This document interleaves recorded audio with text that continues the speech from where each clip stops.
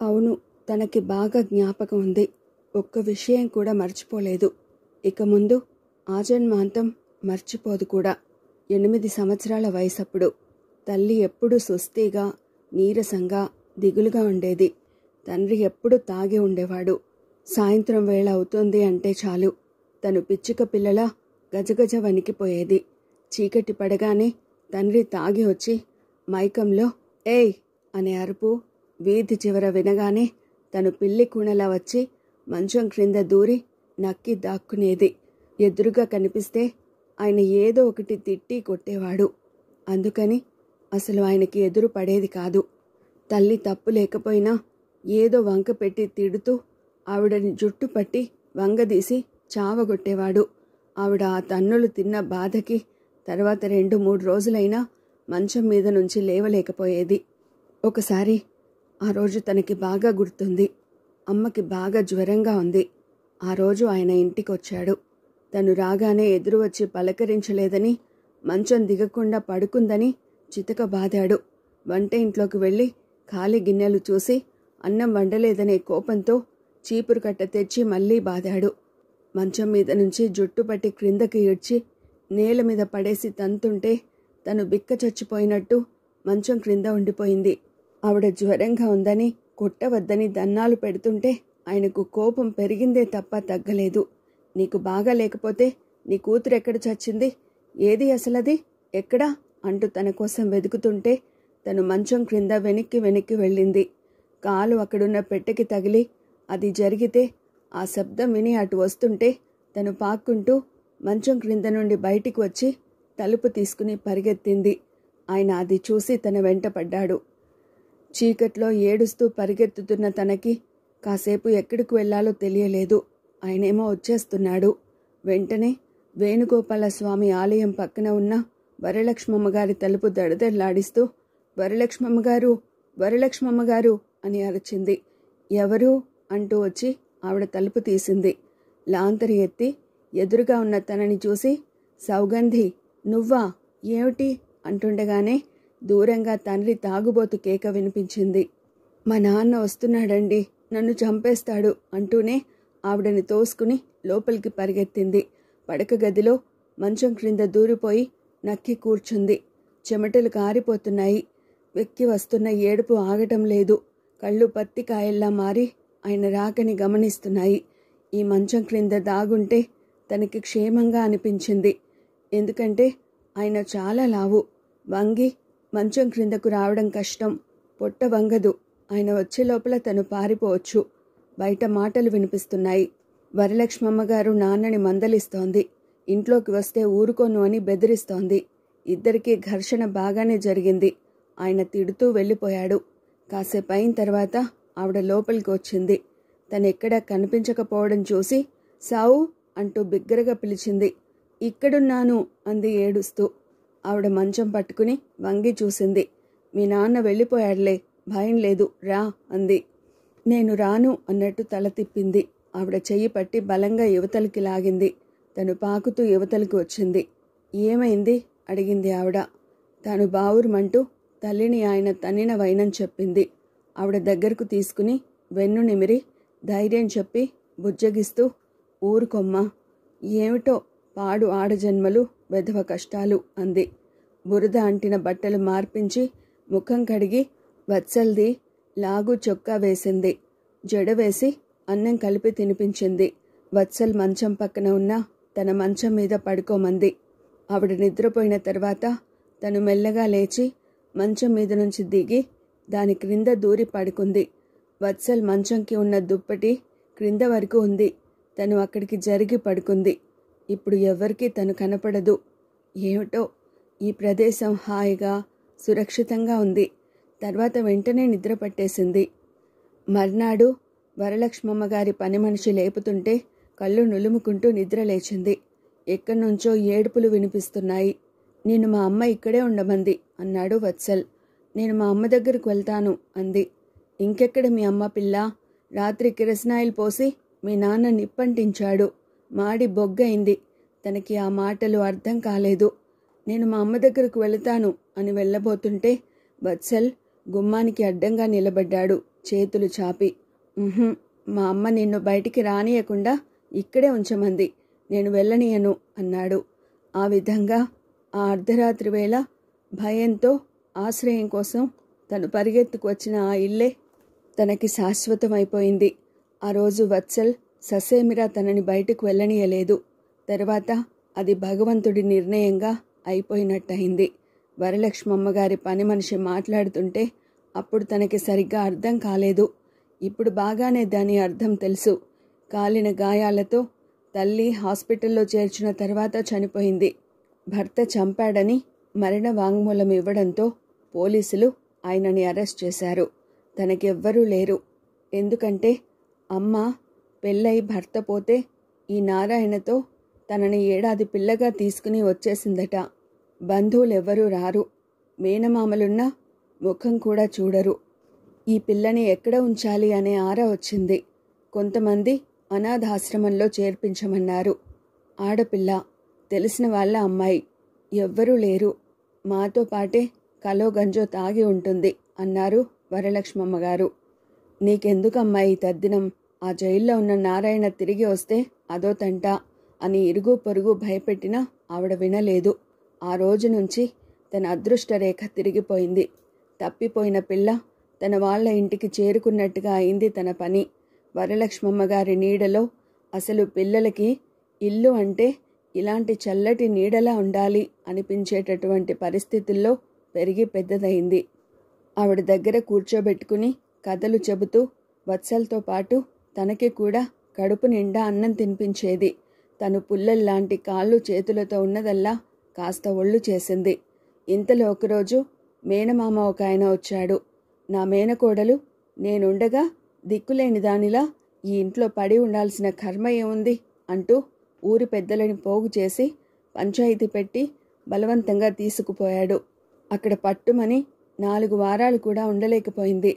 ఆయనకి లేదు గాని ఆవిడకి చెయ్యి వాటుతనం బాగా ఉంది. తనకి జ్వరం వచ్చేసింది. ఆ జ్వరంలోనే ఓ రాత్రి వేళ చేలకి అడ్డం పడి ఇంట్లో చెప్పకుండా పరిగెత్తుకుంటూ వచ్చింది. ఇంటికి రాగానే అత్తయ్య అని ఆవిడని పట్టుకోవడమే తెలుసు. ఆ తర్వాత ఏమైంది తెలియదు. ఎప్పటికో మెలకువ వచ్చింది. మంచం మీద జ్వరంతో పడి ఉంది తను. కాలు చెయ్యి కదపలేనంత నీరసంగా ఉంది. తర్వాత వత్సల్ చెప్పాడు, తనకి న్యూమోనియా వచ్చిందట. క్రమంగా కోలుకుంది. రాత్రైతే చాలు అత్తయ్య పక్కలో దూరి ఆవిడని క్షణం వదిలేది కాదు. తర్వాత ఎవరో వచ్చి చెప్పారు, నారాయణ జైలు నుంచి విడుదలయ్యాడు, వస్తున్నాడు అని. తండ్రి పేరు చెబితే చాలు హడలు. ఆయన వచ్చాడు. మునుపటి అహంకారం లేదు. మనిషి బాగా చిక్కిపోయాడు. ఒకటే ఆయాసం, ఊపిరితిత్తులు చెడిపోయాయి అన్నారట. అత్తయ్యే హాస్పిటల్లో చేర్పించింది. ఆయన 1 రోజులు తిరగకుండానే పోయాడు. ఆయన పోయాడంటే తనకి మెడలో గుదిబండ వదిలిపోయినంత ఆనందంగా అనిపించింది. ఒక నికృష్టమైన బ్రతుకు నుంచి స్వేచ్ఛ దొరికినట్టే ఉంది. తర్వాత రోజులు చకచక సాగిపోయినాయి. వత్సల్ తను చదువుకోసాగారు. వత్సల్కి బోలెడన్ని పనులు. ఏ పని ఉన్నా ఎక్కడికి వెళ్ళాలన్నా అత్తయ్య ఆ పూటకి స్కూల్ మానివేయమనేది. తనకి మాత్రం ఏ ఆటంకం లేదు. అత్తయ్య ఇంట్లో పని చేయనిచ్చేది కాదు. కంచంలో అన్నం పెట్టి భోజనానికి పిలిచేది. అన్నం తిన్న తర్వాత కంచం తీయబోతుంటే నేనున్నాగా, నువ్వు పోయి చదువుకో అనేది. తను బాగా చదివేది. స్కూల్లో మాస్టర్లు మెచ్చుకునేవారు. బహుమతులు వచ్చేవి. అత్తయ్యకి గర్వంగా ఉండేది. వత్సల్ కూడా ఈర్ష్య పడకుండా ఆ వచ్చిన బహుమతి తనకేనన్నట్టు మురిసిపోయేవాడు. పైనుంచి ప్రత్యేకంగా బహుమతులు తెచ్చేవాడు. అత్తయ్యకి ఆడపిల్లలు లేరేమో, తనని ఎంతో గారాబం చేసేది. ఆవిడ మరిది కూతురు చిత్ర సెలవులకి వచ్చేది. తను, చిత్ర, వత్సల్ కలిసి ఆడుకునేవారు, కబుర్లు చెప్పుకునేవారు. అత్తయ్య ఏ ఊరు వెళ్ళినా వత్సల్తో పాటు తనని కూడా తీసుకువెళ్ళేది. క్రమంగా ఆ ఇంట్లో తనకి ఒక ప్రాముఖ్యత పెరిగిపోయింది. రాను రాను వత్సల్ చదువు కంటే పొలం పనులకే ఎక్కువ ప్రాధాన్యత ఇవ్వసాగాడు. అతనికి ఎంతసేపు అదే ధ్యాస. అత్తయ్య ఎప్పుడు వత్సల్ని మా పెద్ద దిక్కు అనేది. అత్తయ్య వాళ్ళకి సొంత ఇల్లు లేదు. మామయ్య సంపాదించిన డబ్బు లేదు. ఆయన అసలు ఎలా ఉంటాడో వత్సల్కి తెలియనే తెలియదట. వత్సల్ ఏడాది బాబుగా ఉండగా పోయాడు. అత్తయ్య వాళ్ళు ఇప్పుడు ఉంటున్న ఇల్లుని ఖాళీ చేయమని ఆచార్యులు గారు చెప్పేశారు. ఎక్కడికి వెళ్ళాలో తెలియదు. ఇక గత్యంతరం లేక ఓ పక్క పడిపోతున్న తన పెంకుటింట్లోకి మారారు. అత్తయ్య తను కలిసి పాడుబడిన ఆ ఇంటిని శుభ్రం చేశారు. వత్సల్ వెళ్ళి మనిషిని తీసుకువచ్చి కుడివైపు పడిపోతున్న ఇంటికి గుంజలు పాతించి ఆసరా ఇచ్చి నిలబెట్టించాడు. తన కోసం ప్రత్యేకంగా దొడ్లో సన్నజాజి మల్లె చెట్లు నాటబడినాయి. తనకి ఎప్పుడూ చదువు గొడవే. ఎంతసేపు పుస్తకాలు పుస్తకాలు. పోస్టు ద్వారా చందా కట్టి పుస్తకాలు తెప్పించుకునేది. డబ్బు వత్సల్ కట్టేవాడు. పోస్టులో పుస్తకం వచ్చిన రోజున తనకి పండుగలా ఉండేది. వాటి పట్ల ఉన్న సంతోషం నగల పట్ల లేదని అత్తయ్య ఎప్పుడూ సనుగుతూ ఉండేది. ఇరుగు పొరుగు పిల్లలతో కలిసేది లేదు. చేస్తే అత్తయ్యకి పనిలో కాస్త సాయం, లేకపోతే పుస్తకాలు ముందేసుకుని వాటిల్లో తలదూర్చడం. వత్సల్ హై స్కూల్లో ఆఖరి పరీక్ష వ్రాయకుండా మానేశాడు. అతనికి ఏమిటో ఆరిందాలా ఎప్పుడూ పనిలే. వయసుకి చిన్నవాడైనా పెద్దల మధ్య తిరుగుతూ ఉండడంతో వయసుకి మించిన గాంభీర్యం ఎక్కువైపోయింది. ఎంతసేపు ఇల్లు పొలం వాటికేం చేయాలా అనే తపన. తను పుస్తకాలు తెచ్చి ఇచ్చి పరీక్షలు వస్తున్నాయి చదవమని అంటే విసుగ్గా వాటిని తోసేసి టైం లేదు అనేవాడు. తను పరీక్ష వ్రాసి పాస్ అయింది. ఫస్ట్న వచ్చింది. సెలవులు అయిపోయిన తర్వాత కాలేజీలో చేరాలని ప్రయత్నిస్తుంటే అత్తయ్య వద్దనేసింది. ఇక చాలు, నా కోపిక లేకుండా ఉంది, ఇల్లు చూసుకో అంది. తనకి ఏడుపు వచ్చేసింది. చదువు మీద తనకెన్నో ఆశలున్నాయి. అవన్నీ వదులుకుని ఈ పల్లెటూరులో ఈ గేదెలు గడ్డి కుడితి అనుకుంటూ కూర్చోవడం తన వల్ల కాదు. కానీ ఏం చేయడం? అత్తయ్య వద్దు అంటే ఇక ఆ మాటకి తిరుగులేదు. ఆ రాత్రి అన్నం మానేసి పడుకుంది. వత్సల్ రాత్రి పొద్దుపోయిన తర్వాత ఇంటికొచ్చాడు. రోజు ముగ్గురు కలిసి భోజనం చేయడం అలవాటు. సౌ ఏదమ్మా అన్నాడు వత్సల్. చదువు ఇక వద్దు మానేయమన్నానని అలిగి మంచం ఎక్కి పడుకుంది. ఆడపిల్ల ఒక్కత్తి ఎక్కడుంటుంది? మాయదారి సిటీలో అన్నీ భయాలే. నేను వెళ్ళి ఉండాలంటే ఈ ఇల్లు ఏమవుతుంది? అసలంత డబ్బు మనం పెట్టగలమా? వత్సల్ తనున్న గదిలోకి వచ్చాడు. అతని చేతిలో లాంతరు ఉంది. సౌ లే, అన్నానికి రా. నేను రాను. ఎందుకని? నాకు ఆకలి లేదు. అతను లాంతరు కావిడి పెట్టె మీద పెట్టాడు. నీకు ఆకలి ఎందుకు వేయడం లేదో నాకు తెలుసు. అమ్మ మాట పట్టించుకోవద్దు. నేను చెబుతానులే, నువ్వు కాలేజీలో చేరదు గాని. అత్తయ్య వినదు. నేను ఒప్పిస్తానన్నానుగా. నువ్వు అప్లికేషన్ ఫారాలు పూర్తి చేసి పంపు. డబ్బు ఎంత కట్టాలో చెప్పు, ఇస్తాను. నిజంగానా? చప్పున లేచి కూర్చుంది. నిజంగానే. మరి అత్తయ్య? నేనేదో చెబుతానుగా, రా అన్నానికి. లే, ప్రామిస్ చెయ్యి. చెయ్యి చాచింది. అతను చేతిలో చేయి ఉంచాడు. ఒక్కసారి తను ఆనందంతో అతని తల పట్టుకుని వంగదీసింది. నువ్వు చాలా మంచివాడివి వత్సల్ అంది. తను భోజనం చేసింది. అంతేకాదు, అత్తయ్యకి వత్సల్కి భోజనం తనే ఆత్మీయంగా వడ్డించింది. తర్వాత వాళ్ళిద్దరూ ఏం మాట్లాడుకున్నారో మరి. అతను ఏం చెప్పాడో. అత్తయ్య ఇక కాదని అనలేదు. ఏమిటో, మగపిల్లాడు ఇంటి పట్టున ఉండటం, ఆడపిల్ల వేరే ఊరు వెళ్ళి చదువుకోవడం. ఇదెక్కడి సోద్యమో. అదేమంటే నా నోరెత్తనీయడు. నాదేం పోయింది? వాడి కాబోయే భార్య వాడిష్టం అంటూ సనుక్కుంది. తను అటు విశాఖపట్నమా ఇటు హైదరాబాదా అనుకుంది. హైదరాబాదులోనే సీటు వచ్చింది. అత్తయ్య కూడా హైదరాబాదే ఒప్పుకుంది. ఎందుకంటే చిత్ర పిన్నత్తగారు భవానమ్మ ఈ ఊర్లోనే ఉంది. వీరింటికి దగ్గరగా ఒక గది తీసుకున్నారు. 2 నెలల పాటు అత్తయ్య ఉంది. వంట చేసి పెట్టింది. తర్వాత ఇంటి దగ్గర గేదెలు ఆవులు ఎలా ఉన్నాయో అనే బెంగతో వెళ్ళిపోయింది. తనకి ఈ సిటీ వాతావరణం ఓహ్ స్వర్గంలా ఉంది. ఎంత సందడి, ఎన్ని సినిమాలు. ఇవి కాక ఎగ్జిబిషన్లు, పాట కచేరీలు. ప్రతి ఆదివారం చూడాలంటే ఏదో ఒక చోటు. ఇదంతా ఒక అద్భుత లోకం. తన చదువు తనకి ఈ ఒక కొత్త ప్రపంచానికి తలుపు తెరిచినట్టుగా ఉంది. తనకి వత్సలు గుర్తుకు వస్తే ఎంతో కృతజ్ఞతగా అనిపించేది. పాపం, డబ్బు ఎప్పుడూ తనకి ఇబ్బంది లేకుండా ఇచ్చేవాడు. అతను ఏదో బాగా పెద్దగానే నచ్చచెప్పి ఉంటాడు. లేకపోతే అత్తయ్య ఒప్పుకునేది కాదు. వత్సల్కి కాలేజీ విశేషాలు, సిటీ సంగతులు, పెద్ద పెద్ద ఉత్తరాలు వ్రాసేది. వత్సల్, నువ్వు చదువు అశ్రద్ధ చేయటం వల్ల ఇంత గొప్ప ప్రపంచానికి దూరం అయిపోయావు. ఎంతసేపు ఆ పాడు పొలంలో కొట్టుకుంటూ నువ్వెంత అద్భుత ప్రపంచానికి దూరం అయ్యావో నీకు తెలియడం లేదు.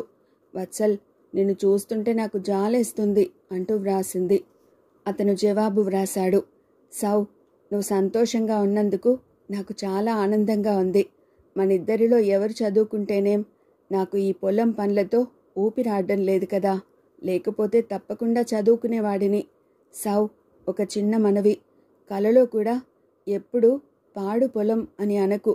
నాకు చాలా బాధగా అనిపిస్తుంది. అది చల్లగా ఉంటేనే మనందరికీ సుఖం. అది నా చేతిలో ఉంది అనే ధైర్యంతోనే నిన్ను హైదరాబాద్ చదువుకి ధైర్యంగా పంపగలిగాను. సెలవులు ఎప్పుడు వస్తాయా అని ఎదురు చూస్తున్నాను. నువ్వు ఇంట్లో లేకపోతే నాకేం తోచడం లేదు అంటూ వ్రాశాడు. సెలవులా?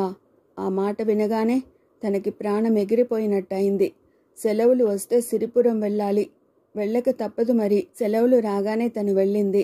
అక్కడ ఉన్నన్ని రోజులు తను ఉత్సాహంగా కాలేజీ కబుర్లు చెబుతుంటే వత్సల్ అత్యంత శ్రద్ధగా వినేవాడు.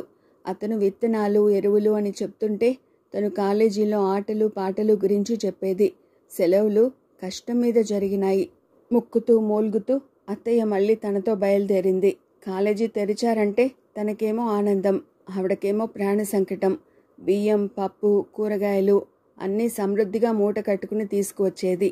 హైదరాబాద్ వస్తే ఆవిడకేమిటో తోచేది కాదు. ఆ పల్లెటూరులో ఉంటే ఇక్కడ నువ్వు ఎలా ఉన్నావో అని దిగులు, ఈ పట్నంలో ఉంటే వాడక్కడ ఎలా ఉన్నాడో అని బెంగ. మీ ఇద్దరూ ఆలోచించుకుని ఎక్కడో ఒక చోట ఉండండి అంటూ సాధించేది. వత్సల్ హైదరాబాద్ చాలా తక్కువగా వచ్చేవాడు. ఎప్పుడు వచ్చినా ఏదో పని మీద వచ్చేవాడు. అది అయిపోయిన వెంటనే వెళ్ళిపోయేవాడు. ఒక్కసారి జ్వాలని తను పరిచయం చేసింది. సౌగంధికి చాలా తెలివితేటలు, సామర్థ్యం ఉన్నాయి. ఆమెని అణిచిపెట్టి ఇంట్లో కూర్చోపెట్టాలని చూడకండి. మన దేశంలో మగవాడు ఆడది అభివృద్ధి చెందితే చూసి సహించలేడు. మన సంఘం చచ్చినా మారదు అనేది. వత్సల్ తర్వాత అన్నాడు. ఆ అమ్మాయికి చాలా ఆవేశం ఎక్కువ అనుకుంటాను. చాలా బాగా మాట్లాడుతుంది. కాలేజీలో డిబేటింగ్లో ఎప్పుడు తనకే ఫస్ట్ ప్రైజ్ అంది. మొదటి సంవత్సరం కంటే రెండో సంవత్సరం ఇంకా వేగంగా తిరిగిపోయింది. మళ్ళీ పరీక్షలు దగ్గరకొచ్చాయి. ఆ రోజు ఊరు నుంచి రంగయ్య వచ్చాడు. అయ్యో, మీకు తెలియదా అమ్మా, వత్సల్ బాబుకి జ్వరం, వారం రోజుల నుంచి లేవడం లేదు అని చెప్పాడు. ఈ మాట వినగానే అత్తయ్య లబలబలాడింది. అయ్యో దేవుడా, నాకు తెలియదు. వాడు కనీసం ఉత్తరం కూడా వ్రాయలేదు. నేనసలు బ్రతికి ఉన్నానని వాడికి గుర్తుందా అంటూ అత్తయ్య అప్పటికప్పుడు బయలుదేరింది. తనకి దగ్గరలో పరీక్షలుండడం వల్ల వెంటనే వెళ్ళలేకపోయింది. అత్తయ్యని ఒంటరిగా పంపాల్సి వచ్చింది. పరీక్షలు అవగానే తను వెళ్ళింది. వత్సల్ బాగా చిక్కాడు. గెడ్డం మాసి ఉంది. సాయంత్రం వేళలా ఇంకా జ్వరం వస్తోంది. సాయంత్రం అయితే దుప్పటి కప్పుకుని పడక కుర్చీలో కూర్చుంటున్నాడు. ఇంకా బయట పనులకి తిరగడం లేదు. తను వచ్చిన రోజంతా ఇద్దరు బాగానే కబుర్లు చెప్పుకున్నారు. మర్నాడు, నువ్వొచ్చావుగా, ఇక జ్వరం తగ్గిపోతుంది అన్నాడు చిరునవ్వుతో. సాయంత్రం వేళ వత్సల్ పెరట్లో జామ చెట్టు క్రింద పడక కుర్చీ వేసుకుని పేపర్ చూస్తున్నాడు. అతనిలో ఇదొక మంచి అలవాటుంది. పరీక్షల కోసం చదవాలంటే విసుగు, కానీ పేపరు రోజు శ్రద్ధగా చదువుతాడు. పుస్తకాలు కూడా ఇష్టమే. ఏ రాత్రి వేళో నిద్ర పట్టకపోతే పుస్తకం చదువుతూ కనిపిస్తాడు. తను కాఫీ కలిపి తెచ్చి ఇచ్చింది. అతను పేపర్ చూస్తుంటే ఈ మధ్యనే కొత్తగా పుట్టిన లేగ ఆవుదూడ వచ్చి అతడి ఒడిలో ముట్టి పెట్టి నిలబడింది. వత్సల్ పేపర్ చదువుతూనే దాని తల మీద రాస్తున్నాడు. అతను కాఫీ తాగి బాగుంది అన్నాడు. వత్సల్, తను పిలిచింది. నేను ఊరు వెళతాను. ఊరా? అతను చకితుడైనట్టు తలెత్తి చూశాడు. ఏ ఊరు అన్నాడు. నా క్లాస్మేట్స్ అందరూ వెళుతున్నారు. విశాఖపట్నం, అరకులోయ, అక్కడి నుంచి కోనార్క్, ఒక 2 వారాలు అంతే.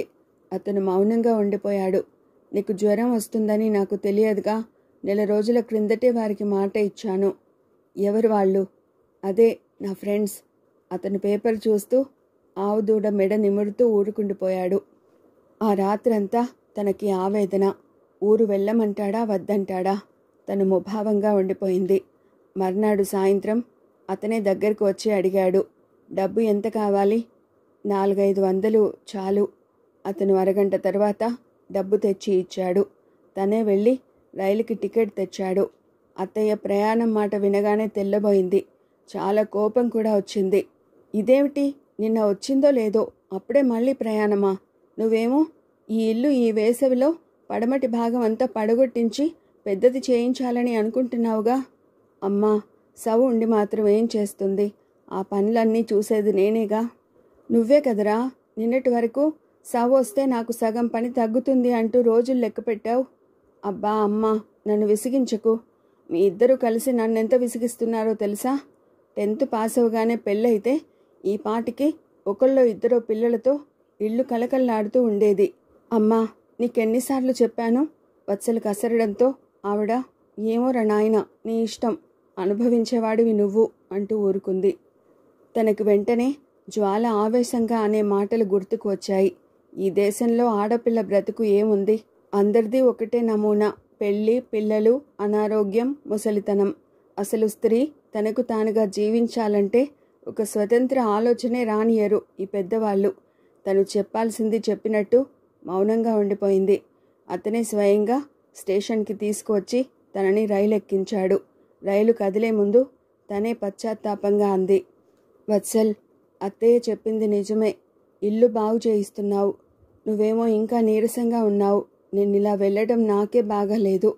వద్దు, వెళ్ళిరా. నువ్వు వెళ్లకుండా ఉన్నా సుఖం ఉండదు. అయ్యో, ఆ ప్రయాణం వదిలేసుకున్నానే అని మదన పడతావు. సౌ, ఏ మనిషి అయినా సరే కోరుకున్నవి జరిగినప్పుడే ఆనందంగా ఉంటారు. అతను నవ్వాలని ప్రయత్నిస్తున్నా ఏదో బాధ అణుచుకున్న నవ్వులా ఉంది. విజయవాడలో ఫ్రెండ్స్ని కలిసేసరికి ఈ గుంజాటన అంతా మర్చిపోయింది. వారితో కలిసిన క్షణం నుంచి అదొక సరదా జల్లుల నవ్వుల రవళి, ఒక ఆనంద హేళ. నవ్వుతూ తుళ్ళుతూ స్వేచ్ఛతో కూడిన కేరింతలు. జట్టుగా నున్నప్పటి ధైర్యం, పొగరుబోతుతనం తమకి ఎదురు లేదు. ఈ స్వేచ్ఛతో కూడిన ఆనందం ఉందే, అది తనకి జీవితంలో ఒక కొత్త కోణం చూపించింది. ఆడపిల్ల ఎప్పుడూ అణకువగా, అతి వినయంగా, అందరి మన్ననల కోసం ఉండాల్సిన పని లేదు. తనకు తానుగా స్వతంత్ర నిర్ణయాలతో జీవితం గడపొచ్చు. ఓహ్, ఈ స్వేచ్ఛ ఎంత మధురంగా ఉంది. ఇది ఒక తేజోవంతమైన నూతన ప్రపంచం. తనకి ఈ ప్రపంచం పట్ల చాలా ఆసక్తి ఏర్పడసాగింది. ఆ ప్రయాణంలోనే జ్వాల చెప్పింది, Hyderabad all India young women organization అనే సంస్థ సమ్మర్ క్యాంప్ నిర్వహిస్తోందని, అది యూత్లో ఉన్న టాలెంట్ని ప్రోత్సహిస్తోందని. అక్కడికి ఎందరెందరో వస్తారు. 2 వారాల కోర్స్, సర్టిఫికేట్ ఇస్తారు. ముందు అది ఎప్పుడైనా పనికి రావచ్చు. అసలు అలా అందరితో గడపడమే ఒక విజ్ఞానం. ప్రయాణం ముగిసిన తర్వాత వత్సలకి చెప్పినట్టుగా తను తిరిగి సిరిపురం వెళ్ళలేదు. సరాసరి హైదరాబాద్ వచ్చేసి క్యాంపులో జాయిన్ అయింది. వత్సల్కి క్షమార్పణ కోరుతూ ఉత్తరం రాసింది. ఆ క్యాంపు చాలా బాగుంది. అందరూ సమవయస్కులే. దేశం నలుమూలల నుంచి రకరకాల భాషల వాళ్ళు వచ్చారు. ఒకరి గురించి ఒకరు తెలుసుకున్నారు. ఆటలు, పాటల పోటీలు జరిగాయి.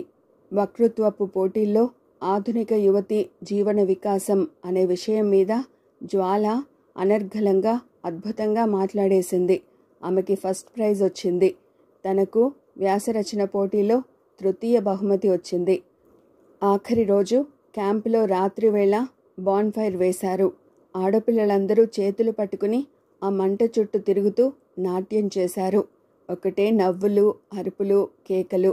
ఆకాశం కింద ఉన్న చోటంతా తమదే అయినట్టు ఆనందం. ఎల్లలు లేవు, బంధాలు లేవు. అదంతా తనకి ఒక అద్భుతమైన అనుభవం. సిరిపురంలో పెంకుటిల్లు వదిలేసి తను చాలా దూరం, ఎక్కడికో, ఇంకేదో నూతన ప్రపంచంలోకి వచ్చినట్లుగా అనిపించసాగింది. మరో సంవత్సరం అంతా అత్తయ్య ఎక్కువగా సిరిపురం వదిలి రాలేకపోయింది. ఇల్లంతా పడగొట్టించి ముందు భాగమంతా పెద్దదిగా చేస్తున్నారట. చాలా పని ఉందిట. నువ్వక్కడ ఒక్కదానివి ఉన్నావు. ఎలా ఉన్నావో ఏమిటో అని బెంగగా ఉత్తరం రాస్తే తను, నా గురించి నువ్వేం దిగులు పడకు, నేనిక్కడ కులాసాగానే ఉన్నాను అని వ్రాసింది. ఉన్న నిజం కూడా అసలు అక్షరాల అంతే. అత్తయ్య ఇంట్లో ఉన్నప్పటికంటే లేనప్పుడే తను ఇంకా ఆనందంగా ఉంది. తనకి ఒంటరిగా, భయంగా ఎప్పుడూ అనిపించలేదు. ఇంట్లో అత్తయ్య లేకపోవడంతో జ్వాల, సుదేష్ణ, సుప్రియ వాళ్ల రాకపోకలు ఎక్కువయ్యాయి. నలుగురు తలో పని చేసేవారు. కబుర్లు చెబుతూనే వంట చేసేవారు. వాళ్ళు భోజనం చేసిన తర్వాత ఒక్కొక్కసారి ప్రొద్దుపోయే వరకు కబుర్లతో ఇక్కడే ఉండిపోయి నిద్రపోయేవారు. అత్తయ్య మంచం, తన మంచం వారి సొంతమే అయినాయి. ఒకరు దిండు ఒడిలో పెట్టుకుని కూర్చుంటే మరొకరు మంచం మీద కూర్చుని కాళ్ళు చాపుకుని వెనక్కి చేరగిలబడి ఇంకొకరు క్రింద నేల మీద కూర్చుని మంచం మీద మోచేయి ఆనించి వింటూ, ఇంకొకరు కిటికీ ఎక్కి కూర్చుని బయటికి కిటికీలోంచి చూస్తూ జ్వాల చాలా ఆవేశంగా మాట్లాడుతూ ఉండేది. అందరూ సూది పడితే వినిపిస్తుందన్నంత నిశ్శబ్దంగా ఏకాగ్రతతో వినేవాళ్ళు. చూడండి ఫ్రెండ్స్, ఒక చిన్న మాట చెబుతాను. మనలా ఆడపిల్లగా పుట్టి సుఖంగా బ్రతుకుతున్న వారెంతమంది ఉన్నారంటారు?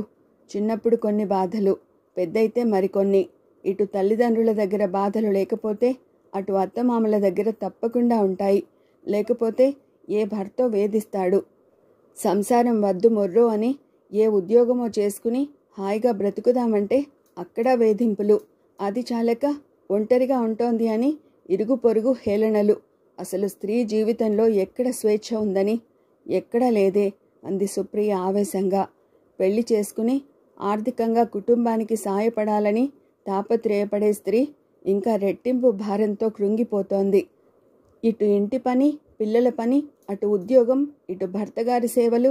అంతేకాదు, నాకు తెలిసి ఒక ఐపీఎస్ అధికారిగా చేస్తున్న అమ్మాయి ఉద్యోగం చేసే చోట ఒంటరిగా ఉండలేక ట్రాన్స్ఫర్ చేయించుకోవడానికి నానా అవస్థ పడి సిటీకి వచ్చింది. చూసారా, అక్కడికి వచ్చేసరికి చదువుకున్నామనే ధైర్యం కూడా పనికి రావడం లేదు. వాళ్ళకే అలా ఉంటే ఇక మామూలు వాళ్ళ గతి ఏమిటి? జ్వాల ఆగిపోయింది. ఆమె కళ్ళు తేజోపుంజాల్లా శూన్యంలోకి చూస్తున్నాయి. ఆమె ముఖంలో ఒక బాధ, ఆవేదన కనిపిస్తోంది. అవును, ఇటు ఇళ్లలో వేధింపులు, అటు డ్యూటీలో వేధింపులు. దీనికి మార్గం లేదా? సుధేష్ణ నిట్టూరుస్తూ అంది. జ్వాలకి అసలు ఆ మాటలు చెవికి సోకినట్టే లేదు. ఇంకా తన ధోరణిలోనే తీవ్రంగా అంటోంది. ఈ పెళ్ళిళ్ళు, ఉద్యోగాలు వదిలేస్తే ఇంకా మగాడితో ఆడదాని ప్రేమాయణాల సంగతి? అవి ఎంత నరకం! ఒక మగాడి పట్ల ప్రేమలో పడిన స్త్రీకి, అటు సాలెగూడిలో చిక్కుకున్న పురుగుకి నాకు తేడా రవంత కూడా కనిపించదు. ప్రేమ అంటూ మొదలైన ఆ బంధం మొదట కొద్ది కాలం ఆకాశంలో ఇంద్రధనస్సు మీద ఊరేగించినట్టు ఏమీ తెలియకుండా బాగానే ఉంటుంది. కానీ ఇంద్రధనస్సు ఎంతకాలం ఉంటుంది? క్షణికం. తర్వాత కాళ్ళు భూమి మీద ఆనగానే ఇక మొదలవుతుంది కురుక్షేత్ర సంగ్రామం. ఒకరి మీద ఒకరికి అనుమానం. అతను తనను ఎక్కడ వదిలేస్తాడోనని భయం. ఒకరిని ఒకరు ఎవరు ఎక్కువ ప్రేమిస్తున్నారు అనే కొలతల తులమానం. దాంతో జీవితంలో ప్రతిదీ తూకం ప్రారంభమయ్యేసరికి జీవితం కొట్లాటలతో, కుశంకలతో, మనసులు రోగగ్రస్త శరీరాలుగా తయారవుతాయి. సుధేష్ణ తల దించుకుంది. ఎందుకంటే తను ఈ మధ్య మధు అనే మెడిసిన్ చదివే కుర్రాడితో బాగా తిరుగుతోంది. జ్వాల సుధేష్ణని చూస్తూనే అంది. సుధేష్ణ, మగవాడు మొదట పొగడ్తలు అనే మత్తు మాత్రలు మన చేత రోజు తినిపిస్తాడు. అవి పనిచేయడం ప్రారంభిస్తే అతని మాటలు తప్ప ఇంకెవరి మాటలు రుచించవు. అతనికి అవసరం ఉన్నంత వరకు కబుర్లు తీయటి ఏరులా వచ్చి ఆవహించి ముంచివేస్తాయి. శరీరంలో తీపి ఎక్కువైతే షుగర్ వ్యాధి వస్తుంది. చూడమ్మా, చివరికి ఆ మనసు కూడా అంతే. ఒక డయాబెటిక్ రోగిలా మారుతుంది. తన మీద తనకు నమ్మకం పోవడం, చివరికి అతనికి ప్రేమికురాలిగా లేక యాచకురాలిగా మారటం. మా అందరికీ జ్వాల మాటలు కాస్త పరుషంగా ఉన్నా ఆ వాతలు సుధేష్ణకి పెట్టడం చాలా అవసరమే అనిపించింది. కావలసిన స్నేహితులం, ఆ మాత్రం చెప్పే చనువు మాకుంది. సుధేష్ణ కూడా ఏమీ అనలేదు. సుప్రియ మళ్ళీ అడిగింది. జ్వాల, సమస్యలున్నాయని అందరికీ తెలుసు, కానీ వాటికి మార్గం లేదా అంది. జ్వాల కాసేపు ఆలోచించింది. తర్వాత సుస్వరంతో సుస్పష్టంగా చెప్పింది. లేకేం, మార్గాలున్నాయి. కానీ మూర్ఖులైన ఈ ఆడవాళ్లే కళ్ళు తెరవరు, పెదవి విప్పరు. ఏమిటవి జ్వాల? జ్వాల చెబుతుంటే మేమందరం శ్రద్ధగా ఊపిరి బిగబట్టి వింటున్న విద్యార్థుల్లా తదేకంగా వింటున్నాం. జ్వాల ఆవేశంగా కాకుండా చక్కగా వివరిస్తున్నట్టుగా అంది. ముందు ప్రతి స్త్రీ తన జీవితం తనకి చాలా ముఖ్యమని తెలుసుకోవాలి. ఇళ్లల్లో ఆడవాళ్లు ఎంతెంత చాకరీలు చేస్తున్నారో మనం చూస్తూనే ఉన్నాం. చిన్నప్పుడు బుల్లి చేతులతో తల్లికి వంట ఇంట్లో సాయం చేయడానికి వెళ్ళిన ఆడపిల్ల చేతులకి ఇక చచ్చే వరకు విశ్రాంతి ఉండదు. పెళ్ళయ్యే వరకు ఇంట్లో తల్లికి సాయం, తర్వాత అత్తగారింట్లో అడుగు పెడితే చాలు ఇక గాడిద చాకరీయే. తర్వాత పిల్లలు, పురుళ్ళు, అనారోగ్యం, తర్వాత ఆ పిల్లలకి చాకిరీ, వారిని పెద్ద చేసి వారికి పెళ్ళిళ్ళు. ఈ మనిషి నోరెత్తకుండా చేస్తున్న ఈ వెట్టి చాకిరీకి విలువ ఎక్కడా? దీనికి గుర్తింపు ఏది? స్త్రీ కుటుంబానికంతటికీ చెందుతుంది. కుటుంబంలో ఏ ఒక్కరూ పూర్తిగా ఆమెకి దక్కడం లేదు. ఎంత అయినా చేయవచ్చు, కానీ గుర్తింపు కానీ ఆ మనిషి పట్ల విలువ కానీ లేని చోట చచ్చినా చేయకూడదు. జ్వాల, ఇది అందరికీ సాధ్యమవుతుందంటావా? అంది తను. తన కళ్ళ ముందు అతి తీవ్రంగా, నిస్సహాయంగా, దైన్యంగా కళ్ళ వెంట నీరు కారుతున్న తల్లి ముఖమే కనిపిస్తోంది. జ్వాల వెంటనే అంగీకారంగా తల ఊపింది. అవును సౌగంధి, నువ్వన్నమాట నిజమే. నేను ఒప్పుకుంటున్నాను. ఇది అందరికీ సాధ్యం కాదు. ఆర్థికంగా తన కాళ్ళ మీద తను నిలబడలేని స్త్రీకి అసలు సాధ్యం కాదు. వారిని మనమేం చేయలేం. కానీ చదువుకుని స్వతంత్ర భావాలు తెలిసిన ఇప్పటి తరం గురించే నా కోపమంతా. కనీసం ఇప్పటి ఈ తరమైనా తమ విలువ తాము తెలుసుకుని ముందు తరాల వారికి పునాది వేస్తే వారైనా సుఖంగా ఉంటారని నా నమ్మకం. అదే జ్వాల, ఏ విధంగా? చాలా సులభం. అదేమంత కష్టమైన పని కాదే. ముందు స్త్రీ తన సాటి స్త్రీని ద్వేషించడం మానేయాలి. ఆమెను అనుమానించడం, ఆమె తనకి పోటీ అని భయపడ్డం అనేది పూర్తిగా మానేయాలి. అప్పుడు అత్తాకోడళ్ళ వైషమ్యాలుండవు. ఎక్కువ తక్కువ అనే భేదాలు బాధించవు. ప్రతి స్త్రీ జీవితంలో 75% తమ కుటుంబంతో ముడిపడి ఉన్న మిగతా 25% ఏదో రకంగా మరో 4 సాటి స్త్రీలతో కూడా కలిసి ఉండే పని ఏర్పరచుకోవాలి. కార్మిక సంఘాలు, యువజన సంఘాలు ఉన్నట్లే మహిళా సంఘాలే కాదు, గృహిణీ సంఘాలు కూడా కోకొల్లలుగా రావాలి. యువతుల సమాఖ్యలు నెలకొల్పాలి. ప్రతి స్త్రీ ఎక్కడో ఒక సంఘానికి మెంబర్ అయి ఉండాలి. ఆమె కష్ట సుఖాలు చెప్పుకోవడానికి అవకాశం కలగాలి. సౌ, ఒక్క మాట విను. మనలో ఎవరైనా ఆడపిల్ల ఒక్కరితే బజారింట వెళుతుంటే ఎంత భయపడుతుంది? అదే 4 ఆడవాళ్ళం కలిసి వెడుతుంటే మనకెదురు వచ్చే మగాడు ఎంత తత్తరపడతాడు? చూసావా? ఒంటరిగా సాధించలేనిది ఐక్యంగా కలిసి సాధించవచ్చు. 10 కొసలు కలిపి పేణితేనేగా తాడుకి ఆ గట్టితనం. అసలు మనకి స్వతంత్రం ఎలా వచ్చింది? అందరూ ఏకమైతేనేగా బ్రిటిష్ వారిని వెళ్ళగొట్టాం. అదొక్కటి గుర్తు పెట్టుకుంటే చాలు. ఇది ఒక్కటే ఆదర్శంగా తీసుకుంటే చాలు. బ్రిటిష్ వాళ్ళు చేసిన డివైడ్ అండ్ రూల్, విభజించు పరిపాలించు అన్న సూత్రం ఎన్నో శతాబ్దాల వెనుకే మన మగ మహారాజులు మన స్త్రీల పట్ల ప్రయోగించారు. ఈనాటికి అందుకే అదే రూల్తో మన అందరి మీద దిగ్విజయంగా సార్వభౌమత్వం స్వారీ చేస్తున్నారు. కాబట్టి నేను ముఖ్యంగా చెప్పేదేమంటే, ఆడవాళ్ళకి స్వతంత్రం రావాలంటే మగవాళ్ళు చేస్తున్న ఈ టక్కరి పరిపాలన, డివైడ్ అండ్ రూల్కి స్వస్తి చెప్పాలి. దానికి మనం కృషి ప్రారంభిస్తున్నాం. కరెక్ట్ అంది తను చెయ్యెత్తి గుప్పిట చూపిస్తూ. గడియారం కూడా 12 గంటలు బిగ్గరగా కొట్టింది. నేను ఒప్పుకుంటున్నాను అంది సుదేష్ణ కూడా చెయ్యెత్తి పిడికిలి బిగిస్తూ. నేను కూడా, సుప్రియ కూడా చెయ్యెత్తింది. మనమంతా నడుం కట్టి ఈ మగవాళ్ల చేత డివైడ్ అండ్ రూల్ స్వభావానికి స్వస్తి చెప్పించాలి. స్త్రీలందరిలో మనమంతా ఒకటే, మనం ఐకమత్యంగా ఉండాలి. ముందు మగాడి అధికారం పడగొట్టాలి అనే చైతన్యం తీసుకురావాలి అంది జ్వాల. అవును, అందరూ ఒక్కసారి నినాదం చేసినట్టు అరిచారు. ప్రక్క ఇంటి కిటికీ తలుపులు దడాలన తెరుచుకున్నాయి. అందులో నుంచి దుమదుమలాడుతున్న ముఖంతో ఇంగ్లీష్ ప్రొఫెసర్ ఒక ఆయన మిర్రి చూశాడు. హలో సార్ అంది జ్వాల పలకరింపుగా. ఏమ్మా, మీకెవరికి నిద్రలు రాకపోతే ఈ వీధిలో ఇంకెవరిని నిద్రపోనియరా అన్నాడాయన వ్యంగ్యంగా, కోపంగా. మా స్త్రీ జాతి ఇప్పుడే మేల్కొంటోంది. ఇక మీ మగాళ్ళకి ఎవరికీ నిద్ర రానియం సార్ అంది సుదేష్ణ. అందరూ బిగ్గరగా నవ్వారు. ఆయన టపీమని తలుపు మూసేశాడు. జ్వాల సంతోషంగా చప్పట్లు చరుస్తూ హిప్ హిప్ హుర్రే, మన అర్ధరాత్రి నిర్ణయంతో ఒక మగ మహారాజుకి అప్పుడే నిద్ర రానియకుండా చేశాం అంది. అందరూ అరిచారు. అవును, ఇది అర్ధరాత్రి నిర్ణయమే, మనం సెలబ్రేట్ చేసుకుందాం అంది సుప్రియ. ఓ, సంతోషంగా అరిచింది సుదేష్ణ. అందరం వంట ఇంట్లోకి పరిగెత్తాం. పాలు కూడా లేవు. అయినా పర్వాలేదులే అనుకుని టీ డికాషన్ చేసి అందులో నిమ్మకాయ పిండి బ్లాక్ టీ తాగేశారు.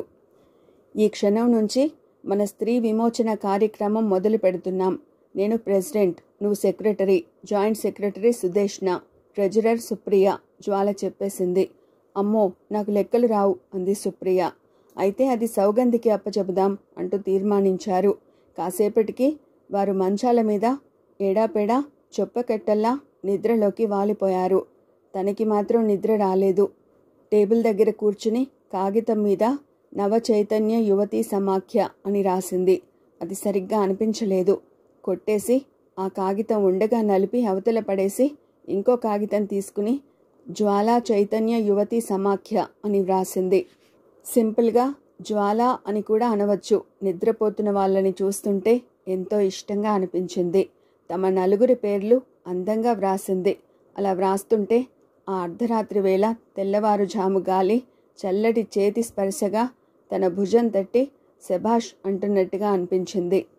పేపర్ మీద అమ్మ కంటతడితో ఉన్న ముఖంలో సన్నటి చిరునవ్వు. అది చీకట్లని చీలుస్తున్న చిన్న బంగారు కిరణంలా ఉంది తనకి. జ్వాల చెప్పింది నిజమే. పెళ్ళి అనే జంజాటం లేకుండా ఉంటే స్త్రీ జీవితంలో ఎంతో సాధించవచ్చు. ఆమె శక్తి, ఉత్సాహం, ఎలాంటి ఆనందం దొరకని ఈ మరుభూమిలో ఇంకిపోతున్నాయి. అందుకే తనకి తాను అనే వ్యక్తిత్వం లేకుండా పోతోంది. అమ్మలాంటి నిర్భాగ్యులు ఎంతమందో. వాళ్ళల్లో ఏ కొద్ది మందికైనా తను సాయం చేయగలిగితే తన జీవితం సార్థకమైనట్టే. అసలు తన మనసులో అల్లిబిల్లిగా అశాంతిగా ఉన్న ఆలోచనలకి జ్వాల మాటలు ఒక రూపు ఆ క్షణంలో ఏర్పరిచినట్టయింది. ఆ రోజు నుంచి తన స్వభావంలో మార్పు రాసాగింది. ఒక కొత్త ఉత్సాహం, ఒక నూతన ధ్యేయం. దానికోసం శ్రమపడ్డం, నలుగురిని కలవడం, వారి అభిప్రాయాలను సేకరించటం. చూస్తుండగానే మెంబర్స్ చాలామంది చేరారు. జ్వాల వాక్చాతుర్యం అదంతా. ఒకరోజు తను బ్యూటీ కేర్ సెంటర్కి వెళ్ళి పొడుగు జుట్టుని పొట్టిగా భుజాల వరకు కట్ చేయించేసుకుంది. అదేమిటి అంది సుదేష్ణ. ఇది చాలా హాయిగా ఉంది. అవసరమైతే రబ్బర్ బ్యాండ్తో బంధించవచ్చు, లేదంటే వదిలేయవచ్చు. పెద్ద జడ స్త్రీత్వానికి ఒక అలంకారం అనే పాత నమ్మకాలకి నేను స్వస్తి చెప్పేశాను. మొదట కొత్తగా ఉన్నా ఆ తర్వాత ఆ సుఖం చూసిన తర్వాత తను చేసిన పని సరైనదే అని అనిపించింది. ఎవరో ఏదో అనుకుంటారని జంకనవసరం లేదు. మనలో సత్యశీలత ఉండాలి. నీ జీవితం నీ ఇష్టం. ఎంత శ్రమైనా పడగలిగే ఓర్పు ఉండాలి. ఒంటరిగా ఎవరి మన్ననలు లేకుండా బ్రతకగలను అనే ధైర్యం ఉండాలి. పని చేయడం తనకెంతో ఇష్టం. జ్వాలకి ఎంతోమంది అనుభవజ్ఞులైన సాంఘిక సేవా పరాయణులు తెలుసు. వాళ్ళంతా తమ కర్తవ్య నిష్టకి ముగ్ధులయ్యారు. ఇలా చేయండి, అలా చేయండి అంటూ తమ అనుభవాలని ఒడబోసిన పాఠాలు చెప్పేవారు. ఏ పనైనా చేయాలంటే మనిషికి నిర్లిప్తమైన ఒక అకుంఠిత దీక్ష ఎంత అవసరమో వివరంగా చెప్పేవారు. వారి అనుభవాలు వింటుంటే ఆశ్చర్యంగానూ ఆనందంగానూ అనిపించేది. తమ ముందు కూడా పాత తరంలో తమకంటే ఇంకా బాగా ఆలోచించిన స్త్రీలు ఉన్నారని తెలిసి చాలా ఆనందం కలిగేది. ఆసారి సెలవులకి ఊరు వెళ్ళినప్పుడు అత్తయ్య తన పొట్టి జుట్టు చూసి నిర్ఘాంతపోయింది. ఇదేమిటే అంది ఏదో అపశకునం చూసినట్టు వణికిపోతూ. ఏముందత్తయ్య, జుట్టు కాస్త పొట్టిగా చేసుకున్నాను అంతే. దీనివల్ల నాకు చాలా సుఖంగా ఉంది అంది తను. అత్తయ్య ఆ రాత్రి వత్సలతో, సౌని నువ్విక హైదరాబాద్ వెళ్ళనియొద్దురా, నాకేమిటో భయం వేస్తోంది అంది. పట్టుకుని ఆపడానికి తనేమైనా చిన్నపిల్ల ఏమిటి? అమ్మా, నువ్వు కాస్తని గంపంత చేసి చూసి బాధపడ్డం మానేయ్ అంటూ మందలించాడు. ఇల్లు చాలా పెద్దదిగా చేశారు. ఆ పడిపోయే పెంకుటిల్లుకి వెనుక భాగంలో కాస్త పోలిక తప్ప ఇది అదే ఇల్లు అంటే నమ్మడానికి వీల్లేనంత సౌకర్యంగా ఉంది. ముఖ్యంగా నా కోసం ప్రత్యేకంగా కట్టించిన నా గది చాలా విశాలంగా, పెద్ద కిటికీలతో, అటాచ్డ్ బాత్రూంతో చాలా సౌకర్యంగా ఉంది. వచ్చి మంచం మీద కూర్చుంటే అక్కడ కిటికీలో నుంచి దూరంగా పెద్ద కాలువలో వెళ్తున్న పడవలు, వాటి వెనుక కొండలు, దానిమీద దిగుతున్న నల్లటి వానమేఘాలు. ఓహ్, అదొక అద్భుత దృశ్యం. వత్సల్ గదిలోకి వచ్చాడు. గది ఎలా ఉంది అన్నాడు. బ్రహ్మాండంగా ఉంది. పర్వాలేదు, వసతులు ఏర్పరచుకుంటే పల్లెటూరు కూడా బాగానే ఉంటుంది. చాలా బాగుంటుంది. అతను చిరునవ్వుతో కరెక్ట్ చేశాడు. అది నీ స్వంత అభిప్రాయం. అందరి అభిప్రాయం అవ్వాలని అనుకోకూడదు. నేనెప్పుడూ అనుకోను. నాకు బాగుంటే చాలు అనుకుంటాను. మంచి పద్ధతి అంటూ ప్రశంసించింది. నీలాంటి వాళ్లతో గొడవరాని పద్ధతి అనుకో. అతను కాగితాలు తెచ్చి ఇచ్చాడు. చూసి సంతకం పెట్టు ఇక్కడ అన్నాడు. ఏమిటవి? చదువుకో. అబ్బా బద్ధకం, చెప్పేద్దు. సంతకం పెట్టేస్తూ అంది. చదవకుండా పెట్టేస్తావేం? నువ్వు నాకు కలిగించిన నమ్మకం అలాంటిది. నేనేమైనా కాని పని చేస్తే నువ్వే అనుభవిస్తావు. నేనా? అవును, నువ్వే. నువ్వు కాని పని చేస్తే నిన్ను ఎలా నరకం పెట్టాలో, క్షణం క్షణం మనశ్శాంతి లేకుండా ఎలా చేయాలో నాకు తెలుసుగా. అవునులే, చిన్నప్పటి నుంచి వెన్నతో పెట్టిన విద్య. అతను సనుక్కున్నాడు. చూడు, ఇవి మన మామిడి తోట తాకట్టు పెట్టిన కాగితాలు. మనకి మామిడి తోట కూడా ఉందా ఏమిటి? సౌ అతను దవడ బిగించి చూశాడు. ఆ దవడ బిగింపు అతనిలో వచ్చే కోపానికి చిహ్నం. వెంటనే అనేసింది తను. మర్చిపోయాను, ఉంది కదూ, 2 ఏళ్ల క్రిందట రెడ్డిగారి పొలం చౌకగా వస్తోందని కొని నువ్వు ట్రాక్టర్తో దున్నితే మనిద్దరం కలిసి మామిడి మొక్కలు నాటాం. అమ్మయ్య, గుర్తుకు వచ్చింది. పర్వాలేదు, ఇంకో 2 రోజులు పోతే. వత్సలా, ఈ మనిషి ఎవరు అంటావేమో కినుకుగా అన్నాడు. అది నీ తప్పు. నువ్వు నాకంత గుర్తు రాకుండా దూరంగా అయిపోతున్నావన్నమాట. ఏం కాదు, నీకే బోలెడని వ్యాపకాలు వెలిసినాయి, ఇంకా వెలువడుతున్నాయి.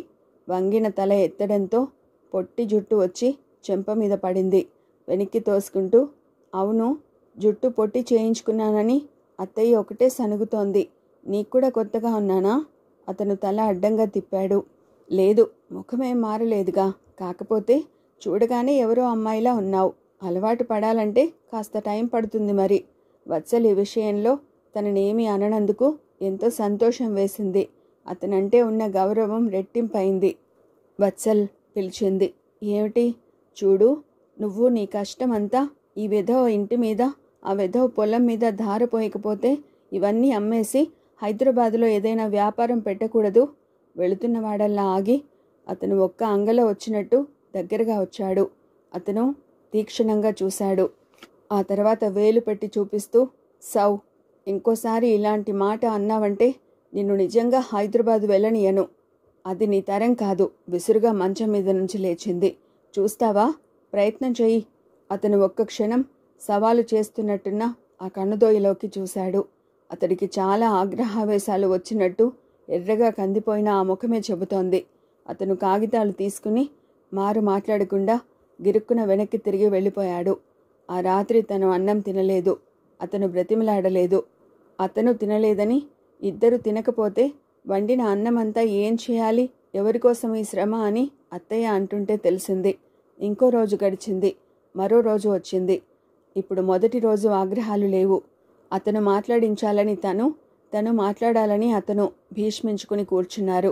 అత్తయ్యకి ఈ మూగ యుద్ధం గొడవే తెలియదు. ఆ రోజు పక్క ఊరు నుంచి అందమైన సోఫా సెట్ వచ్చింది. అత్తయ్య ఇంట్లో లేదు, గుడికి వెళ్ళింది. ఇదెక్కడిది? ఆనందంగా అనేసింది తను. సోఫా చాలా ముచ్చటగా ఉంది. నేనే తెప్పించాను. మట్టిపాడులో మునసబు గారు కూతురికి అత్తవారింటికి పంపించడానికి చేయిస్తుంటే చూసి ఆర్డర్ ఇచ్చి చేయించాను. ఏమిటి, నీకు కూడా కూతురుందా? మీ అమ్మాయిని అత్తారింటికి పంపిస్తున్నావా? అంది కళ్ళు పెద్దవి చేసి ఆశ్చర్యం నటిస్తూ చూస్తూ. తను అన్నదానికి అతనికి నవ్వు వచ్చింది. నవ్వేస్తూ నెత్తిమీద ఒకటి మొట్టాడు. పుట్టబోయే కూతురుగారి అమ్మగారి కోసం తెప్పించాను. ఆవిడగారు ఆనందపడితే తర్వాత కూతురుగారి సంగతి. రంగడు లేడు, దొడ్లో గేదెలకి గడ్డి వేస్తున్నాడు. కాస్త ఇది లోపలికి పట్టు అన్నాడు. తను తోడు పడుతూ 2 రోజుల నుంచి మనిద్దరం చేస్తున్నది కూడా అదే మరి అంది. ఏమిటి? కోపంగా రెట్టించాడు. అంతేగా మరి, ఎప్పుడూ పోట్లాడుకోకూడదని వాగ్దానాలు చేసుకుని ఇప్పుడు చేసిన పనేమిటి మరి? నువ్వే మూతి బిగించావు నిష్ఠూరంగా అన్నాడు. దానికి కారణం నువ్వే. అతను చెయ్యెత్తి ఒకటి వేయబోయాడు. తను సోఫా కోళ్లు క్రింద ఆనించేసి అటువైపు పరిగెత్తింది. అతను ఒక్క అంగలో పరిగెత్తుకొచ్చాడు. నెత్తిమీద చేయి వేసి తలని నుదుటికి ఆనించుకున్నాడు. సౌ, మనిద్దరి మధ్య పోట్లాటలు వద్దు. ఏదైనా విషయం ఉంటే ముఖాముఖి అడిగి తెలుసుకోవాలి. అసలు నేనేమన్నానని గారాలిపోయింది. చాలా అనకూడని మాటే అన్నావు. ఇప్పటికే అది గుర్తుకు వస్తే గుండె కలుక్కుమంటుంది. ఏమన్నాను? ఈ వెధవ ఇల్లు, వెధవ పొలం అన్నావు. అమ్మి పారేసి హైదరాబాద్లో వ్యాపారం పెట్టు అన్నావు సౌ. అతని గొంతు గాద్గదికంగా అయింది. నాకు నువ్వు అమ్మ ఎంత ప్రాణమో, ఈ పొలం ఇల్లు కూడా అంతే. అమ్మో, నిజంగానా? సరే, ఇంకెప్పుడు అనను, సరేనా? అంతేకాదు, ఇంకోటి కూడా. ఇంకేమిటి? ఎప్పుడు కలలో కూడా నేను హైదరాబాద్ వచ్చి ఉండాలని అనుకోవద్దు. అది జరగని పని. మనిద్దరి జీవితాలకి వేళ్ళు ఇక్కడే ఉండాలి. నేను డబ్బు సంపాదించిన తర్వాత దేశమంతా చూసి వద్దాం. అది వేరే సంగతి. ఏమంటావ్? నీ కర్మ అంటాను. సరే అంది తల ఊపుతూ. ఇందులో కర్మ ఏముంది? లేకపోతే ఏమిటి? కూపస్థ మండుకంలా ఈ ఊరు వదిలి రానంటావు. నీకింతే ప్రాప్తం కాబోలు మరి. హాయిగా భగవంతుడు కళ్ళు కాళ్ళు ఇచ్చినా ఇంకా చాలా ప్రపంచం ఉంది అంటే నమ్మవు. నేను నీతో తర్కం పెట్టుకోలేను. నాకు తెలిసిన దానికంటే నీకు తెలిసిన ప్రపంచం ఎక్కువే అని నాకు తెలుసు సౌ. నన్ను మన్నించు. అతను బ్రతిమలాడేసరికి తనకు అరిగిపోయింది. అతని భుజం మీద తల ఆనించుకుంటూ, వత్సల్, ఒక్కోసారి ఆలోచిస్తుంటే నాకు చాలా బాధగా ఉంటుంది. నువ్వు ఈ పెంకుటిల్లు, ఈ మామిడి తోపు అంటూ ఇంత మమకారం లేకుండా ఉంటే ఎంత చక్కగా హాయిగా నాతో పాటే సిటీ వచ్చి చదువుకునేవాడివి కదా. ఏ డాక్టరువో ఇంజనీరువో అయి ఉండేవాడివి. ఇలా గొడ్లని చూసుకుంటూ చెట్లకు ఎరువులు వేసుకుంటూ. అతను నోటి మీద చేయి ఆనించి నోరు మూసేశాడు. అసలు మాటల మధ్యలో ఎప్పుడు జరిగిందో ఒక సోఫాలో అతని ఒడిలో తను. ఒక్కోసారి నీ మాటలు వింటుంటే నాకు భయం వేస్తుంది సౌ అన్నాడు జుట్టు సవరిస్తూ. ఎందుకని అడిగింది. నీ చదువు, నీ తెలివితేటలు నాకిష్టమే. కానీ నువ్వు నాకు తెలియని అర్థం కాని ఇంకేదో ప్రపంచంలోకి వెళ్ళిపోతున్నావని అప్పుడప్పుడు ఆదుర్దాగా అనిపిస్తోంది. నీకే ఆదుర్దానా? తను కిలకిల నవ్వుతూ అతని జుట్టు చెరిపింది. అతనికి భయం వేస్తోంది అంటే తనకి చాలా సరదా. అతను హఠాత్తుగా తన గుండెల్లో ముఖం దాచుకున్నాడు. సౌ, అమ్మ ఈ శ్రావణ మాసంలో మన పెళ్ళి అంటోంది. అతని కంఠం ఎలాగో ఉంది. తను అంతవరకు గలగలా గోదావరిలా అల్లరి చేస్తున్నదల్లా ఈ మాట వినగానే హఠాత్తుగా మూగగా నిశ్శబ్దంగా అయిపోయింది. ఇంతలో దూరంగా రంగడి మాట వినిపించింది. ఆ సాకుతో గబాల్న లేచింది. అతని చేతులు మాత్రం వదలడానికి ఇష్టపడనట్లుగా ఓ పట్టాన వదల్లేదు. తనకు తెలుసు అతను తన సమాధానం కోసం ఎదురు చూస్తున్నాడని. తను పని ఉన్నట్లే అక్కడి నుంచి వెళ్ళిపోయింది. ఆ రాత్రి తను నిద్రపోలేదు. మంచం మీద పడుకున్నదన్న మాటే కాని కంటి మీదికి కునికే రాలేదు. మాటి మాటికి సాయంత్రం వత్సలన్నా అమ్మ ఈ శ్రావణ మాసంలో మన పెళ్ళి అంటోంది అన్న మాటలే చెవుల్లో ప్రతిధ్వనిస్తున్నాయి. తనకి పెళ్ళా? అప్పుడే? తన చదువు బిఏ అయిపోయిన తర్వాత లాలో కానీ ఎంబీఏలో కానీ చేరాలని ఎంతగానో అనుకుంది. అవి రెండూ కుదరకపోతే ఐఏఎస్ ఉండనే ఉంది. ఎంతో చదవాలని తన ఆశ.